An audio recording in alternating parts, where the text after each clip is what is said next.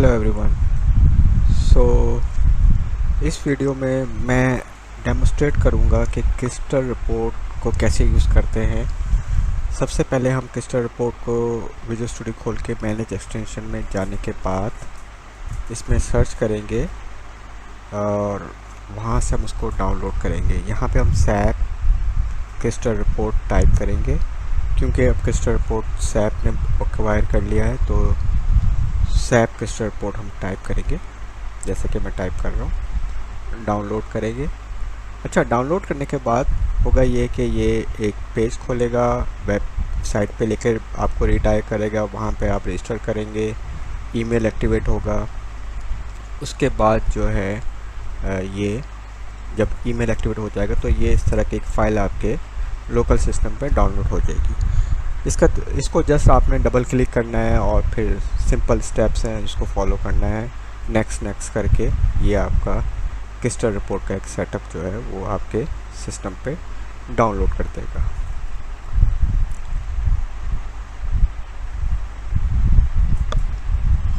अच्छा, जब crystal report आपके उस पर डाउनलोड हो जाएगी तो आपने क्या करना है, विन फॉर्म्स का एक प्रोग्राम खोलना है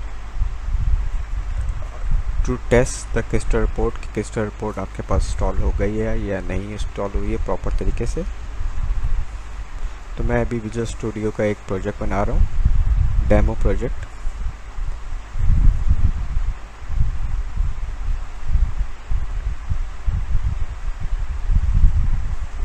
ये डेमो प्रोजेक्ट मैंने क्रिएट कर दिया है और ये एक विन फॉर्म ओपन हो गया है। अच्छा, आफ्टर डैट हमें करना ये है कि हमें प्रोजेक्ट पे राइट क्लिक किया, ऐड में आके न्यू आइटम में आके रिपोर्टिंग में आके हमें क्रिस्टल रिपोर्ट का यहाँ पे एक आरपीटी फाइल हम यहाँ पे क्रिएट कर लेंगे। तो इसको सिलेक्ट कर लेते हैं और इस तरह हमारे पास क्रिस्टल रिपोर्ट का एक विज़ार्ड ओपन हो गया।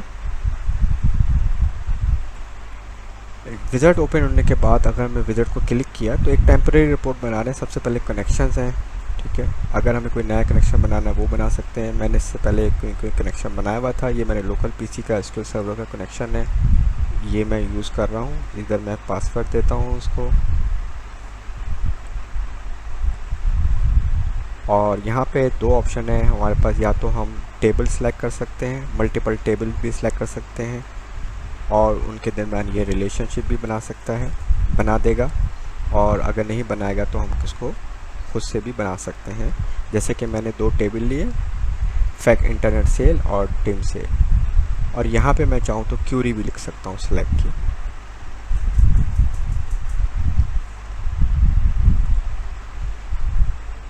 जैसे कि मैंने क्यूरी लिखी और इसको भी मैं यूटिलाइज कर सकता हूँ।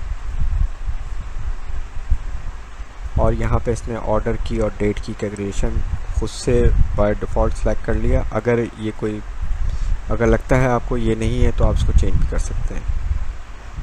उसके बाद कौन सी फील्ड मुझे रिपोर्ट पे दिखानी है वो मैंने यहाँ से सिलेक्ट कर सकता हूँ। फॉर एग्ज़ाम्पल मैं ये चाह रहा हूँ कि कैलेंडर ईयर मैं रिपोर्ट पे दिखाऊं, जो कि डिम डेट से मैंने पिक किया है।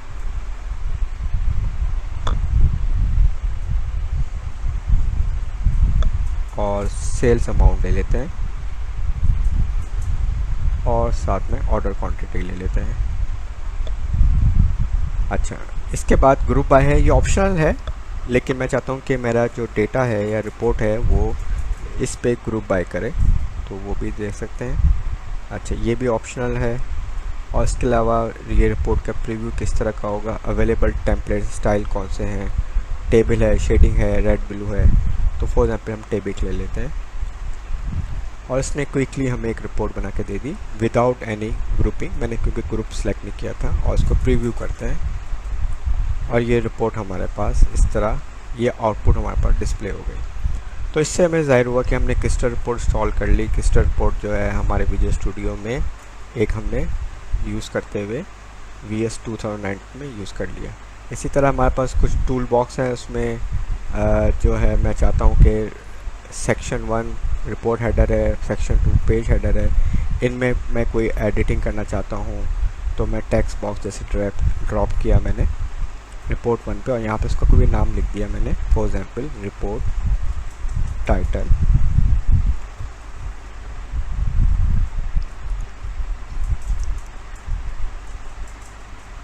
और इसी तरह calendar year, sales amount, order quantity, ये ऑलरेडी है। और अदर फील्ड भी मैं ऐड कर सकता हूँ यहाँ से।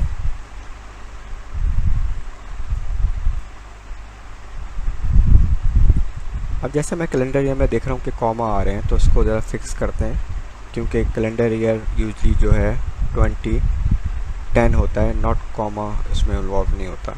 तो इसको प्रॉपर्टीज़ में गए, कैलेंडर ईयर के प्रॉपर्टीज़ में जाने के बाद 1000 सेपरेटर को मैंने फॉल्स कर दिया और अब मैं प्रीव्यू करूँगा तो ये मेरे पास कॉमा सेपरेशन हट गई।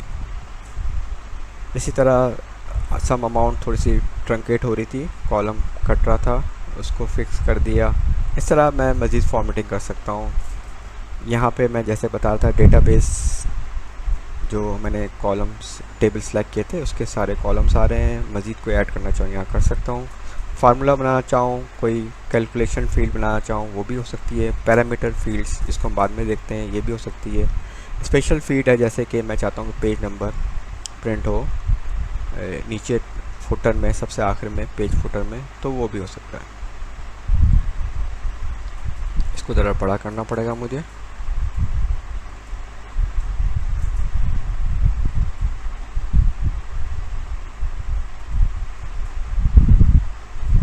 ये देख रहे हैं पेज 1 ऑफ 140।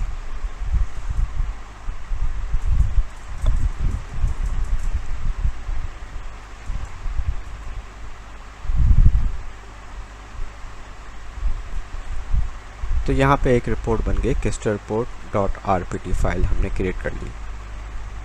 तो ये एक सैम्पल सा डेमो मैंने प्रोजेक्ट बनाया है जिसमें आपको किस्टर रिपोर्ट एक छोटी सी बना के आपको दिखाई है।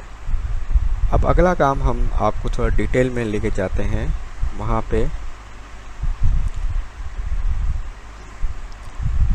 पे हमने करना है ये कि हमें किस्टर रिपोर्ट RPT फाइल को कॉल करने के तरीके हैं। वो ये है कि एक हमें फॉर्म क्रिएट करना है विजुअल स्टूडियो में। मिसाल के तौर पर उसका नाम रख दिया रिपोर्ट व्यूअर, जो कि इस रिपोर्ट को किस्टल रिपोर्ट के साथ अटैच करेगा। यहाँ पे टूल में जाके किस्टल व्यूअर को हम सर्च करेंगे, किस्टल रिपोर्ट व्यूअर, और उसको ड्रैग किया और ये पूरे फॉर्म पे एक जो है ये फॉर्म डेडिकेटेड हो जाएगा आपका किस्टल व्यूअर के उससे। और यहाँ पे हम जाके इसको अटैच कर देंगे, जो हमने रिपोर्ट बनाई है किस्टल रिपोर्ट 1, उसके साथ इसको अटैच कर देंगे। विंडोज़ को मैक्सिमाइज़ कर लेते हैं ताकि जब ये फॉर्म ओपन हो तो ये फुल उसमें हो। और यहाँ से हमने जो किस्टल रिपोर्ट एग्जिस्टिंग बनी हुई है उसको सिलेक्ट किया, रिपोर्ट 1 ओके किया। अब इसको रन करने की कोशिश करते हैं।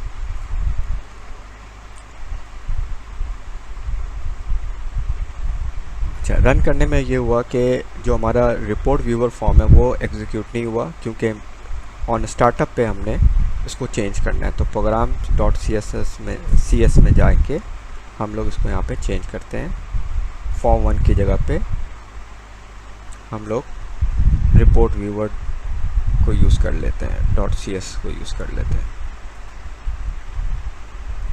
ठीक है, ये हो गया। और अब इसको एग्जीक्यूट करते हैं और जनाब ये आपकी किस्टल रिपोर्ट पूरे पेज पे मैक्सिमाइज होके खुल गई। तो ये एक छोटा सा क्विकली डेमो था जो कि मैंने आपको बताया कि किस्टल रिपोर्ट इंस्टॉल करने के बाद किस्टल रिपोर्ट को VS में कैसे यूज़ करते हैं। अब कुछ थोड़ी सी एडवांस चीज़ें भी इसकी थोड़ी सी देखते हैं और आई होप कि यहाँ तक आपको ये चीज़ समझ आ गई होगी। Now move to the next. मैंने एक प्रोजेक्ट ऑलरेडी थोड़ा सा बनाया हुआ है टू सेव द टाइम, ठीक है। इसमें मैंने 3 रिपोर्ट्स बेसिकली की हुई हैं, show report with parameter, show report with SQL. In a background actually there are 2 crystal report 1 और क्लिस्टर रिपोर्ट विद पैरामीटर, ठीक है। अभी मैं आपको थोड़ी देर में इसका बताता हूँ कि ये कैसे चलता है। इसी तरह फॉर्म रिपोर्ट है, ये फॉर्म रिपोर्ट व्यूअर है। इसमें जो है वो बेसिकली क्लिस्टर रिपोर्ट 1 और क्लिस्टर रिपोर्ट पैरामीटर को कॉल किया गया है। यहाँ से कॉल नहीं किया मैंने इसको जो है ना स्क्रिप्टिंग के ज़रिए कॉल किया है। तो स्क्रिप्टिंग भी दिखाता हूँ मैं आपको, ठीक है। तो सबसे पहले फॉर्म मेन में आने के बाद ये 3 बटन्स मैंने ऐड कर दिए हैं और इन 3 बटन्स पे मैंने कॉल किया है फॉर्म व्यूअर को, रिपोर्ट यानी फॉर्म रिपोर्ट व्यूअर। यहाँ पे इनिशियलाइज़ कर लिया फॉर्म रिपोर्ट व्यूअर को, इस ऑब्जेक्ट को इनिशियलाइज़ किया और रिपोर्ट 1 rpt1 नाम दे दिया और रिपोर्ट rpt1 को शो कर दिया। इसको चला के दिखा रहा हूँ आपको मैं, फिर डिटेल में जाते हैं। यहाँ पे ये रिपोर्ट ओपन हो गई, बटन पे क्लिक किया और इसने इसी तरह दूसरी रिपोर्ट है। यहाँ पे ये SQL सर्वर का पासवर्ड पूछ रहा है, क्योंकि मैंने सेव नहीं किया था इसलिए ये पूछ रहा है।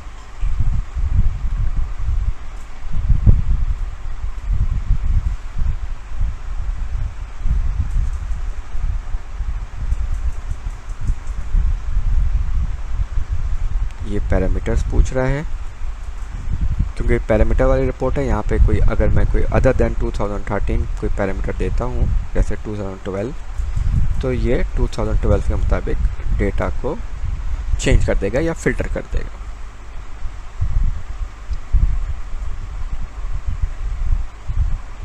इसको स्टॉप करते हैं।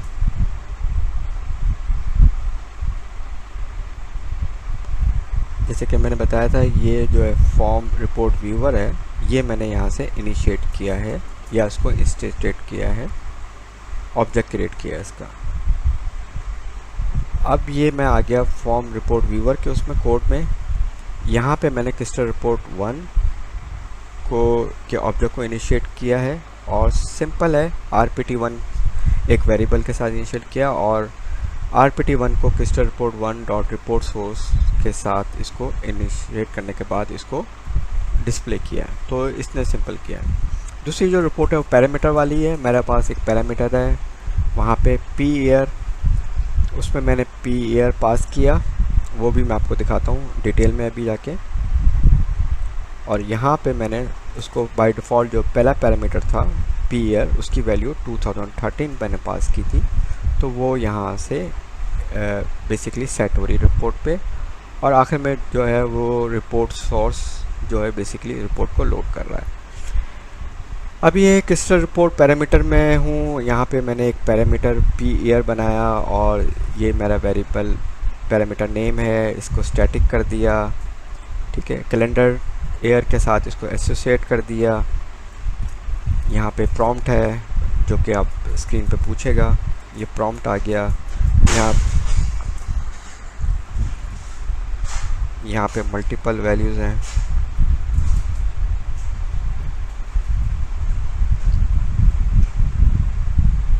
स्टैटिक, डायनेमिक,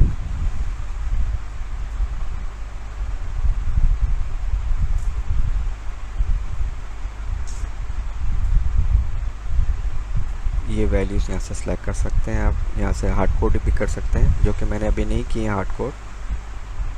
और रनिंग टोटल भी ऐड कर दिया कि सब टोटल एंड ग्रैंड टोटल। जैसे ग्रैंड टोटल जो बनाया है वो सिंपल वन है ग्रैंड टोटल, कि यहाँ पे मैंने बताया कि जो कमांड है उसकी सेल्स अमाउंट, यानी कमांड से मतलब मेरी क्यूरी की सेल अमाउंट को सम करे और फॉर ईच रिकॉर्ड। ये कमांड को भी दिखा देता हूँ मैं आपको कि क्यूरी क्या लिखी है। यहाँ पे डबल क्लिक करते हैं,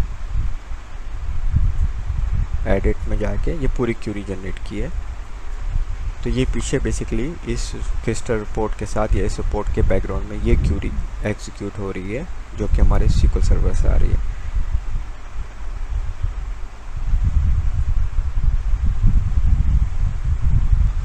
इसी तरह फुटर सेक्शन आ गया है, इसमें ग्रुप बाय यूज़ कर लिया। ग्रुप बाय मैंने एयर पे यूज़ किया है, तो ये ग्रुप बाय का फुटर आ गया।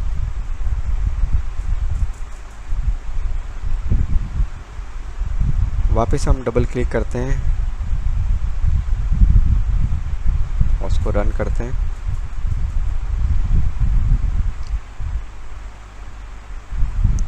ये तीसरी रिपोर्ट है, show report with SQL query. अच्छा, ये जो दो रिपोर्ट हैं, शो रिपोर्ट 2 विद पैरामीटर और विद क्यूरी, दोनों के पीछे बैकग्राउंड में रिपोर्ट एक ही है। लेकिन यहाँ पे आप देखेंगे, यहाँ पे